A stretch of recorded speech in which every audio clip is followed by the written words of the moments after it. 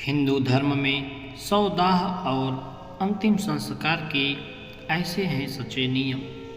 मृत्यु जीवन का अंतिम सत्य है जिसे कोई टाल नहीं सकता। भगवान श्री कृष्ण ने गीता में कहा है कि जिसने जन्म लिया है उसकी मृत्यु भी निश्चित है और जिसकी मृत्यु हो गई है उसका जन्म भी निश्चित है। भगवान श्री कृष्ण के इस कथन से ज्ञात होता है कि जीवन और मृत्यु एक चक्र है जिससे होकर सभी देहधारियों यानी देह धारण करने वाले को गुजरना होता है।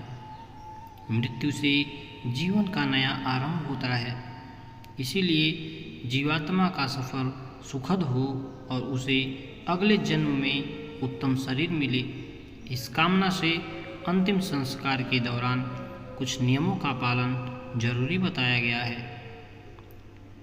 इन 10 वस्तुओं का दान अनिवार्य है। इस सफ़र में व्यक्ति के कर्म और पुण्य ही उसके साथ जाते हैं, इसीलिए मृत्यु करीब आने पर व्यक्ति को 10 चीज़ों का दान स्वयं कर देना चाहिए।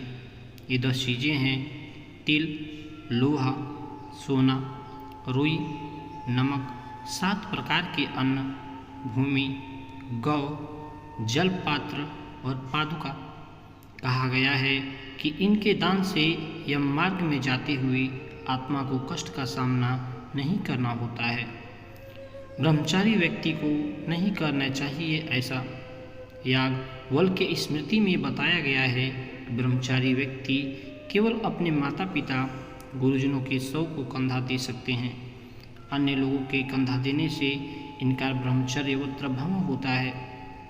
शवदाह के पहले शव को पवित्र जल से स्नान कराना चाहिए।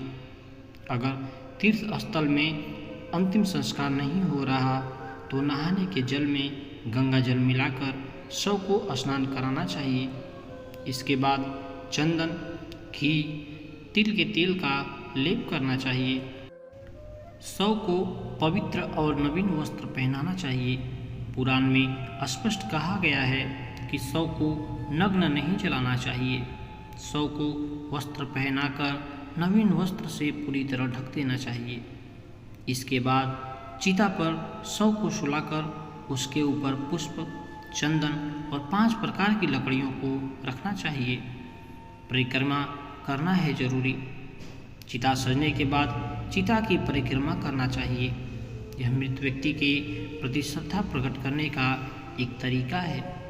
परिक्रमा द्वारा परिजन के शव से यह आदेश प्राप्त किया जाता है कि आपने शरीर रहने तक हमारे लिए जो कुछ भी किया हम उसका आभार प्रकट करते हैं और अब आपको अंतिम विदाई देने के लिए आपके पार्थिव शरीर को अग्निदेव को समर्पित करते हैं, जिससे आपकी देह जो पंचतत्व से बनी है वह पंचतत्व में विलीन होकर फिर से नवीन देह धारण कर सके। शवदाह के बाद पीछे मुड़कर नहीं देखना चाहिए।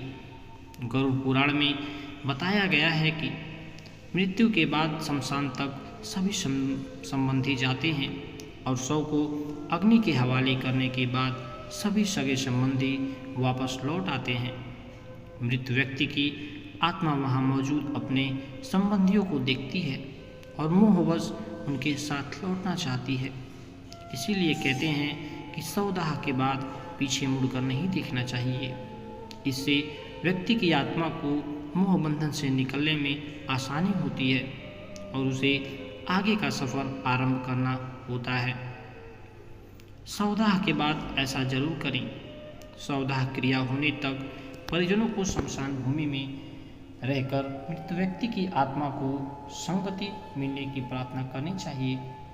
इसके बाद जितने लोग मृत व्यक्ति को शमशान तक छोड़ने गए थे उन सभी को अंतिम प्रणाम करके पीछे देखे बिना किसी नदी या तालाब पर जाकर वस्त्र सहित स्नान करना चाहिए।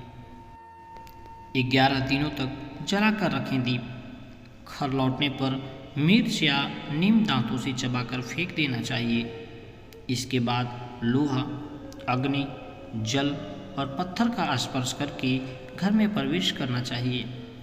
मृत व्यक्ति के नाम से कम 11 दिनों तक एक दीप हर शाम घर के बाहर जलाकर दीपदान करना चाहिए। आशा करता हूँ ये हमारा छोटा सा प्रयास आप सभी को पसंद आया होगा। कमेंट सेक्शन में आप अपनी राय ज़रूर दें और बताइए आपके यहाँ क्या ये सभी प्रक्रिया फॉलो की जाती हैं।